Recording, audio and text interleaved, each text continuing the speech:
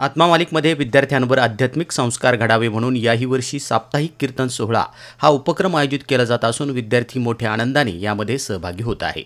माननीय अध्यक्ष साहेब यांच्या संकल्पनेतून आत्मा मालिक शैक्षणिक व क्रीडा संकुल कोकमठाण या ठिकाणी मराठी माध्यम वसतिगृह येथे मुख्य स्टेजवर बालकीर्तन महोत्सव साजरा करण्यात आला आहे। कीर्तनकार कीर्तन केसरी हरिभक्तपरायण गणेश जाधव महाराज यांचं सायंकाळी 5 ते 6:30 या वेळेमध्ये कीर्तन सेवा संपन्न झाली आहे। महाराजांनी संतांची या पायी हा माझा विश्वास सर्व भावे दास झालो त्यांचा, तेची माझे हित करीती सकळ जेने हा गोपाळ कृपा करी, भागली या मज वाहतील कडे त्यांची या जोडे सर्व सुख, तुका म्हणे शेष घेईन आवडी वचन न मोडी बोलिले ते, या अभंगावर महाराजांनी निरूपण केलाय।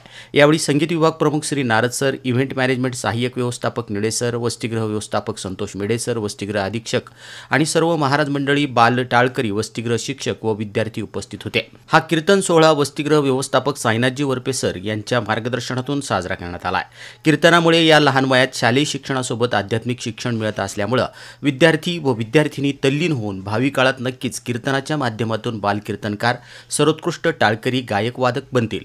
कीर्तन महोत्सव दर रविवारी ठेवल्यामुळे आध्यात्मिक वातावरण तयार होऊन विद्यार्थ्यांना अध्यात्माची गोडी लागेल। या उपक्रमाचे संस्थेचे अध्यक्ष माननीय श्रीमान नंदकुमारजी सूर्यवंशी साहेब यांनी खूप खूप कौतुक केलं असून सर्व विद्यार्थ्यांना पुढील वाटचालीस हार्दिक शुभेच्छा दिल्या आहेत। आत्मा मालिक न्यूजसाठी संपादक सागर आहिरे, कोकमठाण।